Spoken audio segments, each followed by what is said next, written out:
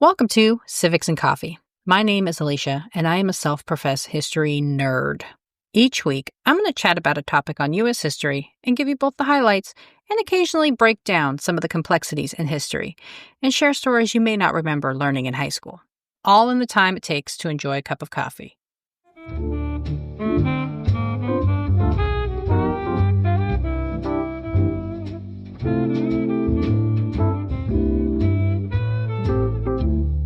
Hey everyone, welcome back. We've covered a lot of ground thus far in our exploration of the Reconstruction era.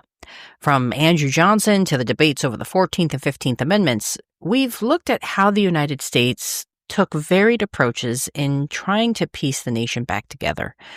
As I shared in my episodes on Andrew Johnson, there were many who felt that emancipating Black Americans was sufficient and that anything beyond that, education, job training, and owning property, would be the responsibility of the community. The 18th President of the United States, Ulysses S. Grant, believed something different. He was not a political man. A graduate of the military academy at West Point, Grant found purpose in dedicating his life to serving the country through military service. Upon his election in 1869, Grant faced a still fractured nation and a newly freed people yearning to live a life of dignity and respect. But exactly how did a non-political man get to the highest office in the country? And how did his military experience color his worldview? As you can imagine, there is a lot to cover about Grant, and so this week I am starting on the life and legacy of Ulysses S. Grant. How did he come to military service? What was his experience like in the Civil War? And how did he become the commander of the Union forces? Grab your cup of coffee, peeps. Let's do this. Future military leader and President Hiram Ulysses Grant entered the world on April 27, 1822, in Point Pleasant, Ohio. He was the eldest of 6 children born to his parents Jesse Grant and Hannah Simpson Grant. Growing up, the matriarch of the household was quiet and reserved, showing very little emotion, including affection for her children. Many historians believe that the young Grant was heavily influenced by his mother, as he too would be known for being a quiet and reserved man, regardless of the situation in front of him. Grant's father made a living as a tanner, which required processing animal hides to turn them into leather. Young Ulysses helped his father on occasion, but greatly disliked the sights and smells associated with the work, telling his father that he would never perform the task as an adult. Grant was a quiet and sensitive child who faced a fair bit of teasing from his contemporaries. Having the initials HUG did not help matters, and Grant had to face schoolyard taunts, such as being called useless, as a play on his middle name. While not overly fond of school, Grant displayed an early affinity for horses, and his father put his young son in charge of taking care of the horses and other farm animals. While the Grant family made a decent living, they had very little saved for an extended education, and so Father Grant sought to get his son a spot at the United States Military Academy at West Point, which gave Ulysses a shot at a college education in exchange for military service. When Grant's congressman submitted the paperwork for his appointment to West Point, he accidentally submitted his name as Ulysses Simpson Grant, somehow grabbing his mother's maiden name. Attempts to correct the error after his arrival at West Point were fruitless, and so, thanks to a bureaucratic clerical error, Grant would furthermore be known as Ulysses S. Grant. Grant continued to be a lackluster student, graduating 21st out of a class of 39, but did manage to impress others with his writing skills and was assigned to the infantry upon completion of his coursework. He was stationed at Jefferson Barracks just outside of St. Louis, Missouri, and it was while stationed at Jefferson that Grant met his future wife, Julia Dent, after visiting the Dent home with his West Point roommate and Julia's brother, Frederick Dent. Grant became smitten with Julia almost immediately and professed his desire for marriage. The young Julia, who was just 18 at the time, was initially hesitant to take Ulysses up on his offer, and the young couple were separated when Grant received orders to head south for the Mexican-American War. After returning from training in Louisiana, the couple became engaged, much to the chagrin of both families. Dent's father expressed hesitation that his daughter was built for the transient and often lonely life that came from being a military spouse, and the Grant family, who had long been supporters of the abolitionist movement, were dismayed that the Dent family enslaved others. Regardless of their parents' unease, the young couple remained engaged while Grant went off to serve in the campaign against Mexico. During the Mexican-American War, Grant served alongside future President Zachary Taylor, whom he greatly admired. The conflict he was participating in, however, was another matter entirely. Grant referred to the conflict with Mexico as, quote, a political war, claiming that the administration in charge at the time was trying to, quote, make party capital out of it, end quote. Grant would later write that his experience in the war with Mexico was one of the low points in his military career, and he carried a bit of shame for participating. Completing his tour of service, Grant and Dent married on August 22, 1848, at her parents' home in St. Louis. As expected, Grant was given new orders reassigning him, first to Detroit and then New York. The young couple traveled together, but when the Army ordered Grant to the Pacific Northwest, the new Mrs. Grant was not able to join. The separation from his family included his firstborn son, Frederick. Grant struggled with alcoholism throughout his life, even helping organize a temperance group while in Sackett's Harbor, New York. But Grant's issue with alcohol seemed to get worse when separated from Julia and his family, and so while miles away in the Oregon Territory and then California, Grant became depressed and took to drinking in excess. While out west, Grant tried to take advantage of several commodity schemes aimed at helping him get rich quickly, but his luck never seemed to pan out. In 1854, without any warning, Grant announced his resignation from the Army, which Grant biographer Ron Chernow attributes to his ongoing battle with alcohol. Whatever the motivation, Grant's attempts at get-rich-quick schemes meant he had no money and only made it back to New York thanks to the kindness of others who paid his way. Finally reunited after an extended absence, the Grant family made their way west towards Missouri, where Grant's father-in-law deeded the former soldier some land to farm. Grant built a modest home on the property, nicknamed Hardscrabble, but that was about the extent of his success as a farmer. Earning money proved elusive for Grant, resulting in his auctioning off farming equipment to help make ends meet. In 1860, desperate for a consistent way to support his family, Grant begrudgingly sought help from his father, where he accepted a junior post at the leather shop in Galena, Illinois. The work at the leather shop did not last long, however, as Southern states began seceding from the Union and the Civil War began. The outbreak of war lifted Grant from his depression as he saw an opportunity to leverage his skill set to aid his country, who was in desperate need of experienced, capable military men. Writing in April of 1861, Grant said, quote, "Whatever may have been my political opinions before, I have but one sentiment now. That is, we have a government and laws and a flag, and they must all be sustained.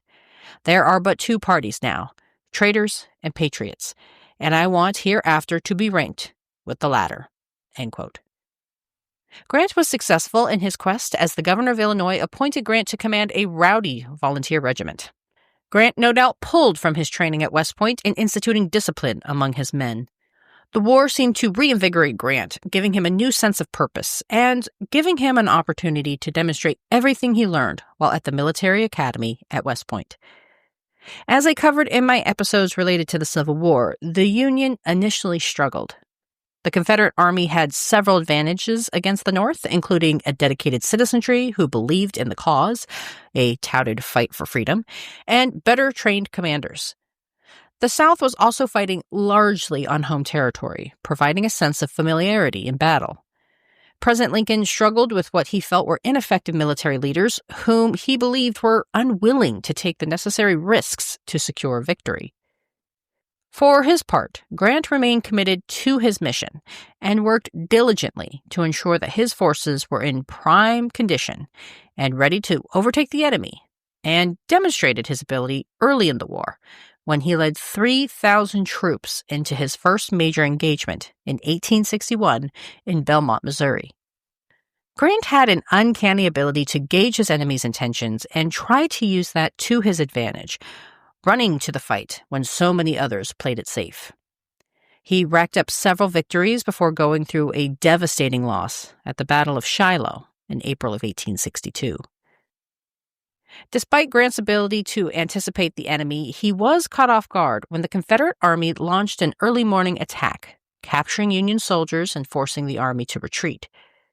However, the commander refused to back down and launched a counterattack the next day, restoring the Union line to its previous position. While several individuals derided Grant's actions due to the losses sustained, he considered Shiloh a personal victory.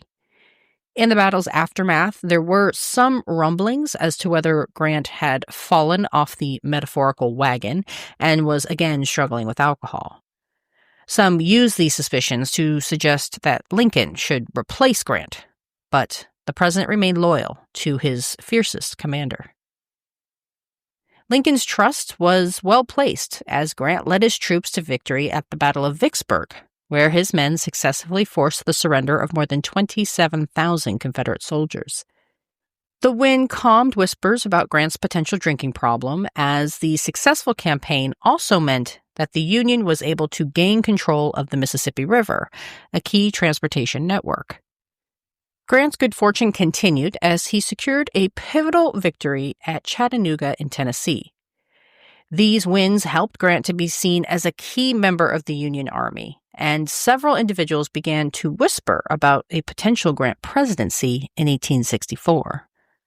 Despite the talk of future political ambitions, Grant seemed laser-focused on the mission at hand, beating back the Confederate Army and ensuring a lasting victory for the Union.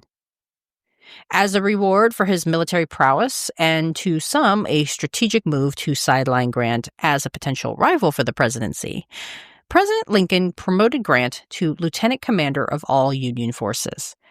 Lincoln also likely saw the benefit to promoting Grant for his own re-election bid, as the president no doubt understood that after 4 years of non-stop war, the country was growing tired of the conflict, and in order to be successful in the election, Lincoln knew he needed to land some pretty significant victories, and quickly. Grant had thus far proven to be the one consistent commander Lincoln could rely on to be as aggressive as the president wanted. In accepting this promotion, Grant traveled to D.C., meeting with the president and others at an event held at the White House. Hobnobbing with the D.C. elite was something that was completely outside of Grant's comfort zone, who was known to be quiet and reserved even in adulthood. Grant and Lincoln met frequently to discuss war plans, but despite the fact that Grant's post was technically based in D.C., the commander did not stay put for long, eventually joining his men in the field for the Overland Campaign.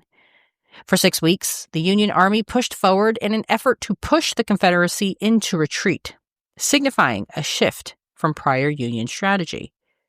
For more than 40 days, Grant executed a 3-pronged attack in Virginia. It was a massive campaign that resulted in 55,000 casualties for the Union and 33,000 losses for the Confederate Army. It was one of the bloodiest campaigns launched during the war, and despite the fact that Grant lost a number of the battles and had more casualties, it was still seen as a strategic victory, as the Union onslaught prevented any Southern effort at trying to send in reinforcements to other areas, allowing for Sherman's march to the sea to move forward. While he was a successful military commander, war did not bring joy to Grant, who later said the conflict provided a, quote, fearful lesson and should teach us the necessity of avoiding wars in the future, end quote. Grant also shared Lincoln's belief that the conflict was a divine punishment of sorts for the country's history of slavery. The Civil War continued for another several months before Grant secured Lee's surrender in April of 1865. When the President and the First Lady made plans to attend the theater, Grant was an invited guest, but chose not to go due to family matters, a decision that likely saved his life. In the aftermath of Lincoln's assassination, Andrew Johnson became commander-in-chief, and Grant, who was promoted to the newly established rank of General of the Army of the United States, did his best to be of service to the new president. However, Johnson and Grant did not exactly see eye to eye on Reconstruction. Despite their differences, Grant tried his best to stay neutral and follow the president's wishes, including touring the South to, quote, see what changes were necessary in the disposition of the military forces of the country, and how these forces could be reduced and expenses curtailed, etc., and to learn as far as possible the feelings and intentions of the citizens of the states toward the general government, end quote. While Grant was likely earnest in his desire to make a full assessment of the post-war conditions in the South, the former commander was not given a full picture. He only interviewed white soldiers, all of whom claimed tensions were non-existent and that there was no cause for concern, leading Grant to share in his report that he felt, quote, satisfied the mass thinking of men of the South accept the present situation of affairs in good faith, end quote. Johnson seized upon this assessment from Grant, submitting it to Congress in December of 1865 as evidence that Johnson's approach towards Reconstruction was the appropriate path. But it was Johnson's swing around the circle in 1867 that finally broke Grant's sense of support.